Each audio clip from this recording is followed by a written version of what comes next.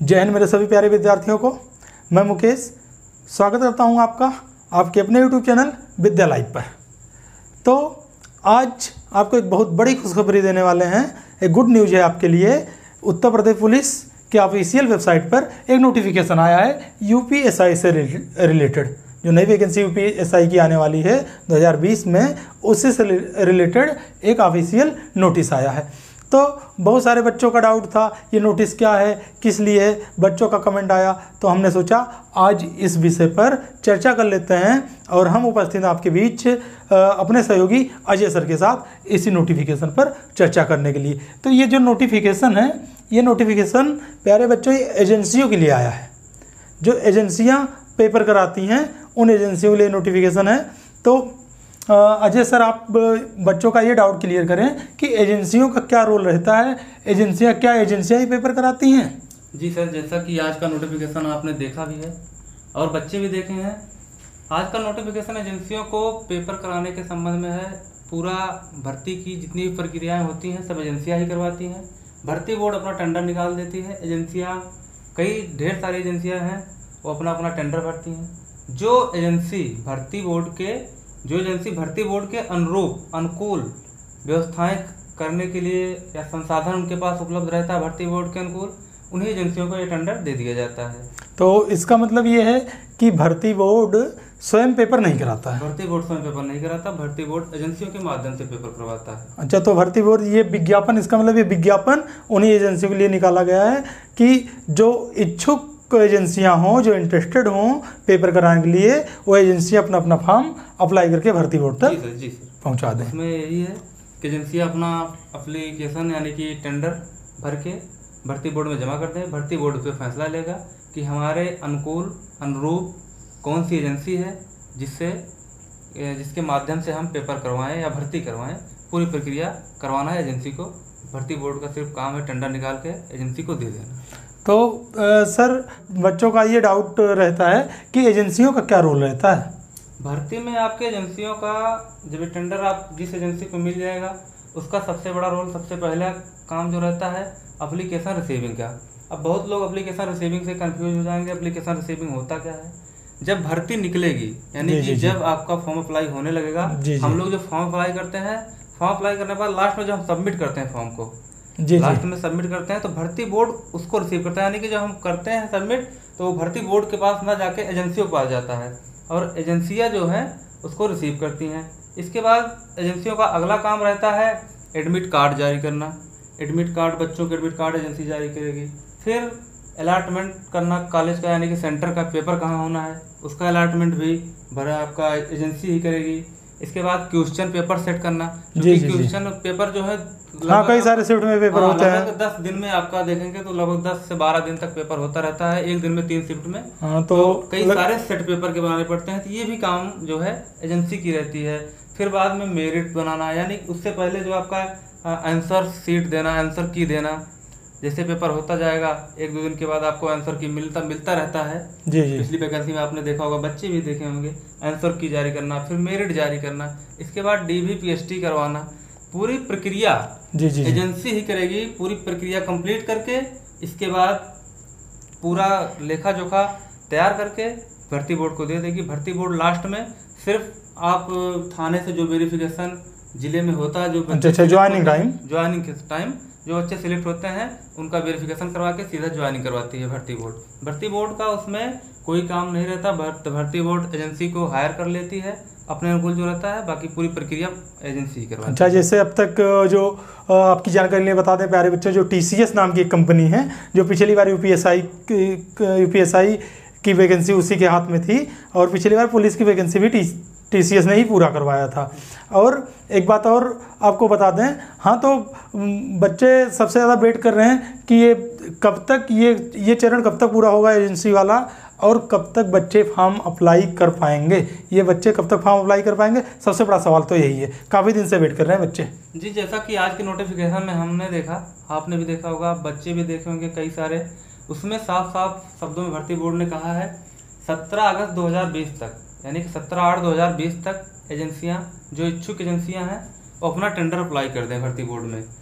17-20 तक जब tender apply कर देंगे, इसके बाद 3 दिन के बाद आपको 20 8/2020 यानी कि 20 अगस्त 2020 तक भर्ती बोर्ड ये फैसला अपना ले लेगी कि हमको किस एजेंसी को ये भर्ती कराने के लिए देना है टेंडर। इसके बाद ये मान चलिए आपका ये प्रोसेस कंप्लीट हुआ। इसके बाद अगस्त के ही लास्ट वीक में या फिर सितंबर के फर्स्ट वीक में पूरा उम्मीद है कि भर्ती जो है आ जाएगी आपकी, जब एप्लीकेशन अप्लाई होना शुरू हो जाएगा। तो अगस्त लास्ट या सितंबर थर्ड वीक में।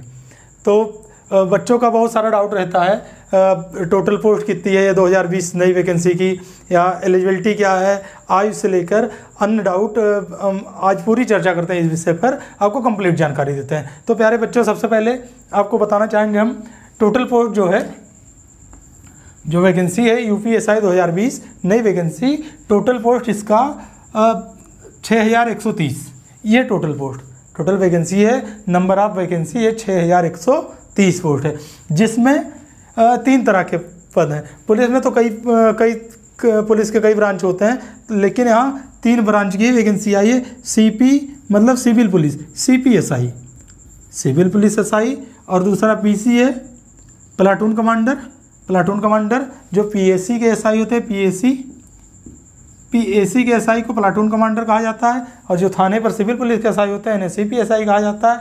और तीसरा है FSSO fire service second officer. तीसरा पद है फायर सर्विस के एसआई का, फायर सर्विस एसआई। तो 3 तरीके के पद हैं इसमें, सिविल पुलिस का, पीएसी का और फायर सर्विस का। तीनों के एसआई की पोस्ट है, मतलब दरोगा की पोस्ट है। जो नंबर ऑफ वैकेंसी है इसमें अगर बात करें सिविल पुलिस एसआई की तो 4498 पोस्ट है, 4498 पोस्ट है मेल के लिए, पुरुषों के लिए सिविल पुलिस एसआई की बात कर रहे हैं। और 1125 पोस्ट है, 1125 पद दिए गए हैं महिलाओं के लिए, फीमेल के लिए। सिविल पुलिस में ही महिलाएं होती हैं, पीएसी में महिलाओं की वैकेंसी नहीं होती, ना तो फायर सर्विस में होती है। तो पीएसी में जो टोटल पोस्ट है, नंबर ऑफ वैकेंसी है ये 484, और फायर सर्विस में जो नंबर ऑफ वैकेंसी है ये है 23 पोस्ट है फायर सर्विस के। तो सब मिलाकर टोटल अगर ऐड कर लिया जाए तो टोटल वैकेंसी 6130 पद हैं। तो ये थी टोटल पोस्ट। अब सबसे ज़्यादा आपके डाउट रहते हैं एलिजिबिलिटी को लेकर, योग्यता और आयु को लेकर सबसे ज़्यादा डाउट आपके रहते हैं। तो प्यारे बच्चों, अगर हम योग्यता की बात करें तो एलिजिबिलिटी जो है, योग्यता जो है स्नातक, ग्रेजुएशन, आपका ग्रेजुएशन कंप्लीट रहना चाहिए, पेंडिंग में ना हो, ग्रेजुएशन कंप्लीट रहना चाहिए। फॉर्म अप्लाई करने से पहले ग्रेजुएशन पूरी तरह कंप्लीट हो। तो ग्रेजुएशन वाले छात्र ही यूपीएसआई को अप्लाई कर सकते हैं। लेकिन इसमें जो 3 पोस्ट हैं, सिविल पुलिस एसआई के, पीएसी के और फायर सर्विस एसआई, ये फायर सर्विस जो एसआई होता है एक टेक्निकल विभाग में आता है, इसलिए ये जो एलिजिबिलिटी मांगता है बीएससी मांगता है। फायर सर्विस इसके लिए बीएससी का होना अनिवार्य है। अगर आप कहने का मतलब ये है, अगर आप विज्ञान वर्ग से ही स्नातक हैं तो ही आप इस पोस्ट के लिए अप्लाई कर सकते हैं, फायर सर्विस के लिए अप्लाई कर सकते हैं। तो जो बच्चे बीएससी नहीं किए हैं तो उन्हें भी घबराने की ज़रूरत नहीं कि वो अप्लाई नहीं कर सकते, वो केवल फायर सर्विस पोस्ट के लिए अप्लाई नहीं कर सकते, बाकी 2 पोस्ट के लिए अप्लाई कर सकते हैं। लेकिन जो बच्चे बीएससी किए हैं वो बच्चे तीनों पोस्ट के लिए अप्लाई कर सकते हैं। क्लियर हुआ ना ये बात। अब देखिए, अगर बात करें एज की, आयु की, आयु क्या होती है, सबसे ज़्यादा कन्फ्यूजन बच्चों की इसी में आती है। बहुत सारे कमेंट हमारे पास इसी में देखने को मिलते हैं एज में।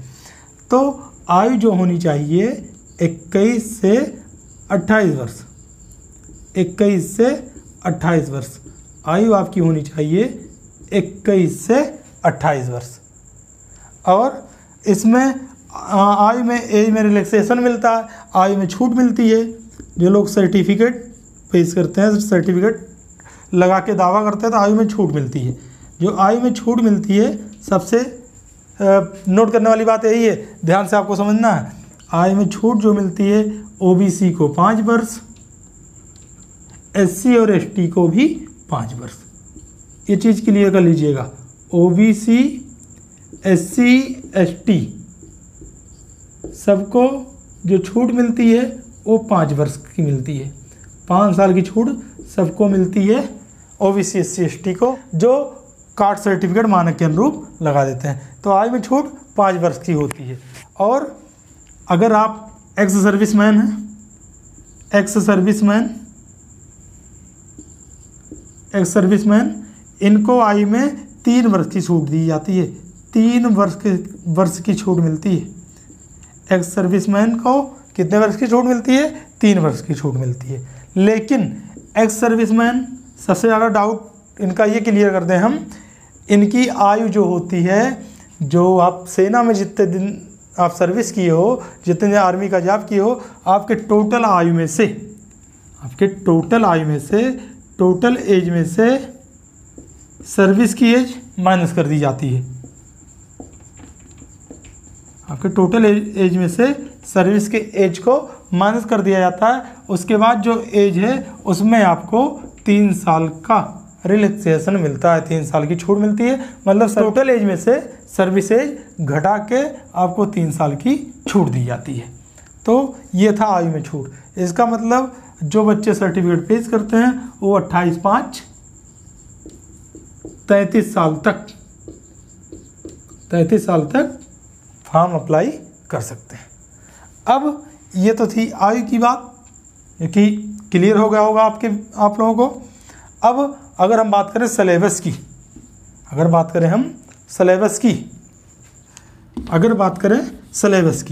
तो देखिए सिलेबस पर अगर हम चर्चा करें, सिलेबस क्या होता है, बहुत ज़रूरी है सिलेबस जानना।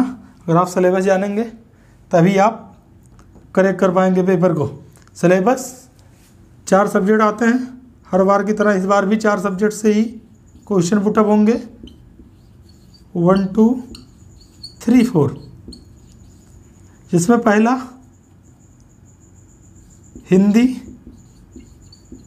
रीजनिंग,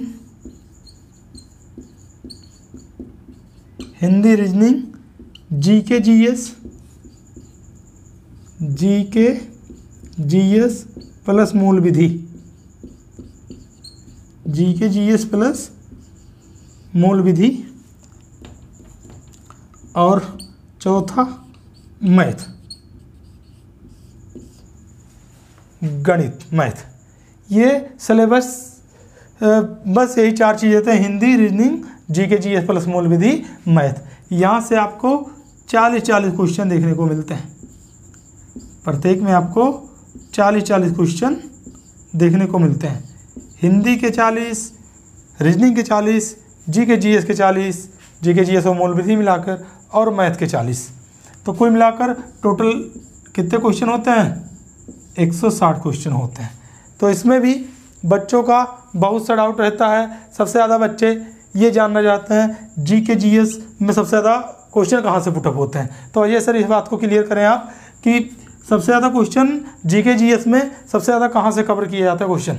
देखिए, अगर जीके जीएस की बात करें यूपीएसआई के संबंध में हम, और पिछली परीक्षा पे भी गौर करें, या फिर आगामी यानी कि जितनी परीक्षा भी जल्द में हुई है उन पे अगर चर्चा करें, उनकी पेपर्स को देखें, तो सबसे ज़्यादा क्वेश्चन आपको मिलेगा संविधान से। जी, संविधान से आपकी यूपीएसआई में पिछली बार लगभग 50% प्लस करके आया था क्वेश्चन। वो भी आपको संविधान थोड़ा सा डीपली पढ़ना पड़ेगा यूपीएसआई के लिए। बिल्कुल कंपटीशन टफ है, इसलिए आप लोगों को थोड़ा सा मेहनत करना पड़ेगा। संविधान को थोड़ा सा आपको डीपली पढ़ना पड़ेगा, क्योंकि संविधान से ही सबसे ज़्यादा क्वेश्चन आपके जीके में आएंगे। और बच्चे सबसे ज़्यादा चिंतित रहते हैं मूल विधि से लेकर। मूल विधि से कितने क्वेश्चन पूछे जाते हैं? मूल विधि से अमूमन अगर देखा जाए एवरेज एक देखा जाए 2 से 4 क्वेश्चन एवरेज रहता है। अच्छा, 3-4 क्वेश्चन मैक्सिमम पूछे जाते हैं मूल विधि से। जी हाँ, लगभग 3 से 4 क्वेश्चन। तो सबसे ज़्यादा संविधान से, मूल विधि से 3 से 4 क्वेश्चन पूछे जाते हैं। उसके बाद करंट अफेयर से 3-4 क्वेश्चन, 4-5 क्वेश्चन करंट अफेयर से रख दिए जाते हैं। करंट अफेयर मजबूत होना ज़्यादा जरूरी है। जी, सबसे इम्पोर्टेंट चीज़ होता है करंट अफेयर के लिए पेपर, या फिर मासिक पत्रिकाएं आती हैं मासिक पत्रिकाएं पढ़िए आप, और कम से कम 3 साल पीछे तक के करंट अफेयर्स को आप रिवाइज करिए। मासिक पत्रिकाएं लीजिए, 3 साल पीछे तक से आप कवर करते हुए आइए कि करंट अफेयर 3 साल पीछे क्या पैटर्न चल रहा था, कैसा चल रहा था। करंट अफेयर से भी अच्छे खासे क्वेश्चन आते हैं। अगर अमूमन संख्या में हम बताएं तो मान चलिए 6-7 क्वेश्चन तक करंट अफेयर से क्वेश्चन आपको मिल जाएंगे। तो करंट अफेयर पे भी आपको ध्यान देना पड़ेगा, और आगे से यानी कि अब से डेली आप रूटीन बना लीजिए। 5 से 10 मिनट आप पेपर के लिए, यानी कि जो डेली पेपर आता है हमारे पास, उस पे आप टाइम देंगे 5 से 10 मिनट डेली।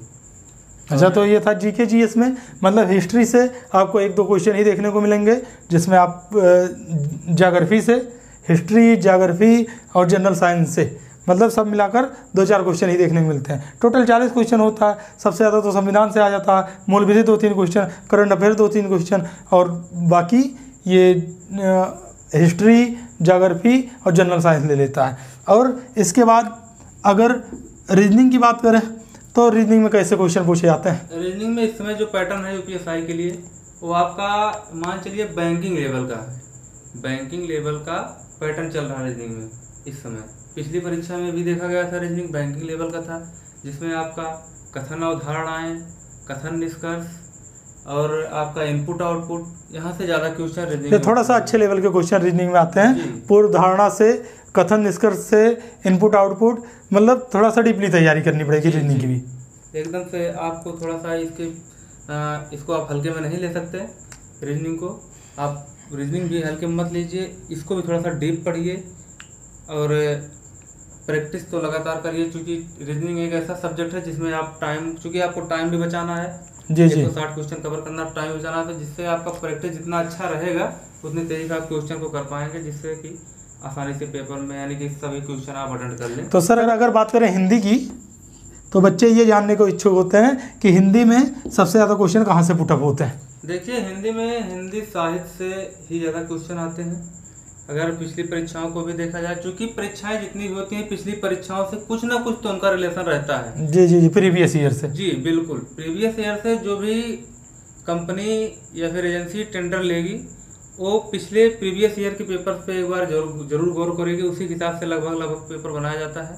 तो हिंदी साहित्य से क्वेश्चन ज़्यादा आते हैं, और अब की बार भी आने की उम्मीद है। बाकी तो क्वेश्चन पूरे हिंदी से ही आते हैं। हिंदी का मतलब टोटल हिंदी व्याकरण आपका हो गया, मतलब क्वेश्चन हर जगह से आएगा, लेकिन हिंदी साहित्य पर ज़्यादा फोकस करना पड़ेगा। अच्छा, तो ये रही हिंदी की बात। और मैथ का सिलेबस सबको पता है। मैथ का जो सिलेबस होता है क्वेश्चन वहीं से आते हैं। केवल यूपीएसआई में थोड़ा सा क्वेश्चन साइकोलॉजिकल क्वेश्चन दिया रहता है, थोड़ा सा घुमा दिया जाता है। तो मैथ के क्वेश्चन को करते समय आप बिल्कुल केयर करिए, एकदम मतलब ध्यान देकर कि क्वेश्चन को ध्यानपूर्वक पढ़िए। उसके बाद आप इतना भी ध्यान ना दीजिए कि टाइम ज़्यादा वेस्ट हो जाए। क्वेश्चन एक बार लेकिन अच्छे से ज़रूर रीड कर लीजिए, उसके बाद आप बहुत आसानी से मैथ सॉल्व कर सकते हैं जी। तो ये था सिलेबस इसका, जहाँ पर 160 क्वेश्चन आते हैं। अगर इसके नंबर की बात करें कितने कितने नंबर के होते हैं, तो 100 नंबर के होते हैं। ये 100 नंबर का, ये 100 नंबर का, ये 100 नंबर का, मतलब चारों सब्जेक्ट 100 नंबर के। टोटल मार्क 400, टोटल मार्क 400 होते हैं। टोटल 400 मार्क के होते हैं, जिसमें अब सबसे बड़ी बात ये होती है कि आपको प्रत्येक पार्ट में 35% मार्क लाना अनिवार्य है। जैसे इसमें आप 100 नंबर का है तो इसमें 35 नंबर जरूर पाएँ। अगर 35 नंबर आप नहीं पाते हैं तो समझ लीजिए आपकी कॉपी चेक नहीं होगी। आप किसी पार्ट में 35 से कम पाए तो आप वहीं असफल हो जाएंगे, आप तुरंत वहीं असफल हो जाएंगे। मतलब प्रत्येक में 35 से ज़्यादा लाना है। 35 मतलब एक क्वेश्चन होता है 2.5 मार्क का, तो इसका मतलब लगभग 14 से 15 क्वेश्चन, 14 क्वेश्चन जरूर आपके सही होने चाहिए। और दूसरी बात बता दें, नेगेटिव मार्किंग नहीं होती है। नेगेटिव मार्किंग इसमें नहीं होती है। आप 13 से 14 से 15 क्वेश्चन सब में आपको सही करना है। बाकी मेरिट के लिए आप जितने ज़्यादा आप सॉल्व करोगे उतने आपकी अच्छी मेरिट बनेगी। इसके बाद देखिए एग्जाम पैटर्न की बात करें तो एग्ज़ाम पैटर्न कैसे होता है। तो प्यारे बच्चों, इसके बाद बात करते हैं एग्ज़ाम पैटर्न की। तो जो एग्ज़ाम पैटर्न होता है, CBT परीक्षा होती है। CBT कंप्यूटर बेस्ड टेस्ट, मतलब ऑनलाइन परीक्षा होती है। परीक्षा ऑनलाइन और ऑफलाइन दो टाइप की परीक्षा होती है। जैसे यूपी पुलिस की परीक्षा तो ऑफलाइन होती है, लेकिन जो SI की परीक्षा होती है CBT कंप्यूटर बेस्ड टेस्ट होता है। तो आपको ऑनलाइन परीक्षा देनी है, जहाँ पर टाइमिंग आपको मिलती है 2 घंटे की। टाइमिंग मिलती है 2 घंटे की, और टोटल नंबर ऑफ क्वेश्चन अभी आपको बताया गया 160 क्वेश्चन रहते हैं। 2 घंटा मतलब 120 मिनट, और इसमें आपको सॉल्व करना है 160 क्वेश्चन। 160 क्वेश्चन होते हैं। और CBT आधारित परीक्षा में कई शिफ्टों में परीक्षा होती है, अलग अलग शिफ्ट में होती है, अलग अलग दिन अलग अलग शिफ्ट में। एक दिन में 3-3 शिफ्ट में परीक्षा होती है। तो लगभग आपके 30 शिफ्ट में पेपर होंगे। 10 दिन पेपर चलेंगे, एक दिन में 3 शिफ्ट, तो लगभग 30 शिफ्ट में पेपर होंगे। तो इसका मतलब नोटिफिकेशन में भी दिया गया है कि नॉर्मलाइजेशन होता है। पेपर में नॉर्मलाइजेशन होता है, मतलब कि जो शिफ्ट टफ माना जाता है उसमें एक औसतन अंक दे दिए जाते हैं बच्चों को। तो आपको इससे ज़रा सा भी हेडेक नहीं लेना नॉर्मलाइजेशन से। आप अगर मेहनत करेंगे तो आप बिना नॉर्मलाइजेशन के भी आप परीक्षा क्वालिफाई कर सकते हैं, अच्छे नंबर पा सकते हैं। और ये तो आपके शिफ्ट में पेपर है कैसा, ये तो आपके किस्मत की बात है कि नॉर्मलाइजेशन मिल गया तो और अच्छी बात है। तो ये था CBT परीक्षा एग्जाम पैटर्न की बात। अब इसके बाद क्या होता है, DBPST की बात करें। इसके बाद बात करते हैं DBPST की। अगला चरण होता है DBPST का, जो यहाँ पेपर क्वालिफाई करेंगे, जो एग्ज़ाम क्वालिफाई करेंगे। अगला चरण DBPST का होगा। DB मतलब डॉक्यूमेंट वेरिफिकेशन। जो आपकी एलिजिबिलिटी थी स्नातक BA BSc की मार्कशीट, या जितने भी आपको सर्टिफिकेट देने हैं आयु में छूट के लिए, कास्ट सर्टिफिकेट, तो उसी का वेरिफिकेशन होता है, डॉक्यूमेंट वेरिफिकेशन। और डॉक्यूमेंट वेरिफिकेशन करते समय हाइट एंड चेस्ट नापा जाता है। इस समय हाइट चेस्ट हाइट का जो मानक है 168 सेंटीमीटर, ये हाइट का मानक। और चेस्ट आपका होना चाहिए 79 से 84 सेंटीमीटर, 79 से 84 सेंटीमीटर बिना फुलाव के। और इसके बाद आपका +5 सेंटीमीटर फुलाव होना चाहिए सीने में, चेस्ट में। अगर आपका 79 है, कहने का मतलब आपका 79 है, तो आपका फुलाने के बाद 79 में 5 ऐड कर दो, 84 रहेगा। अगर आपका चेस्ट 80 है नॉर्मल, तो आपका उसके बाद भी आपका 5 फुलाव रहना चाहिए 85 सेंटीमीटर। तो ये थी चेस्ट, हाइट एंड चेस्ट की बात। ये DB के समय ही PST होता है। इसके बाद अगला चरण PST का एक और चरण होता है। इसके कुछ दिन बाद जब डॉक्यूमेंट वेरिफिकेशन आप सत्यापित हो जाता है, आप सही पाए जाते हैं, तो इसके कुछ दिन बाद PST का अगला चरण होता है रनिंग का। रनिंग के बारे में बात करें,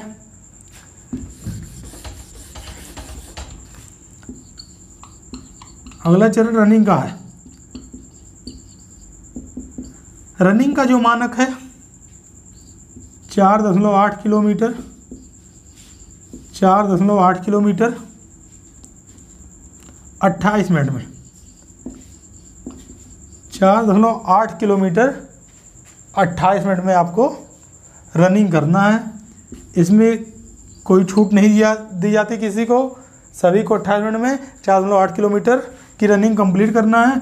और इसमें कोई नंबर नहीं दिया जाता, केवल क्वालिफाइंग होता है। मतलब आप रनिंग अगर कंप्लीट कर ले गए तो आप अगले चरण के लिए क्वालिफाई हो। तो रनिंग केवल क्वालिफाई होता है, इसमें कोई नंबर नहीं दिए जाते। टोटल नंबर जो मेरिट बनती है ये जो है CBT से बनती है, CBT से बनती है। जो पेपर होता है इसी से मेरिट बनती है। तो ये तो था मानक। इसके बाद अगर बात करें टोटल कितने फॉर्म अप्लाई होते हैं, अगर बात करें टोटल कितने फॉर्म अप्लाई होते हैं, तो टोटल फॉर्म UPSI 2020 परीक्षा में लगभग जो फॉर्म अप्लाई होंगे, ये बॉयज़ के फॉर्म की अगर बात करें मेल की, तो लगभग 8 लाख के आसपास फॉर्म अप्लाई होंगे। 8 लाख के आसपास फॉर्म अप्लाई होंगे। वहीं अगर फीमेल की बात करें तो फीमेल में लगभग 2 लाख फॉर्म अप्लाई होंगे। एक अनुमान है, फीमेल के लगभग 2 लाख फॉर्म अप्लाई होंगे। और अगर 8 लाख फॉर्म अप्लाई हुए तो पेपर में भी इतने लोग लगभग शामिल होंगे। टोटल यही लोग शामिल होंगे पेपर में भी। इसके बाद जो पेपर होगा सीबीटी का, इसके बाद डीवी के लिए जो सेलेक्ट किए जाएंगे बच्चे, यहाँ से सीधा डीवी के लिए जो सेलेक्ट किए जाएंगे 8 लाख से घट के 10,000 पे आ जाएगा तुरंत। सबसे ज़्यादा फाइट यहीं पर है। पेपर के बाद 10,000 लोग डीवी पीएचडी के लिए, यही डीवी डॉक्यूमेंट वेरिफिकेशन के लिए, और रनिंग के लिए 10,000 लोग। और लड़कियों की बात करें डीवी पीएचडी के लिए 2500 फीमेल के आसपास, और जो डीवी पीएचडी होगा लगभग यही सब बच्चे अटेंड करेंगे रनिंग।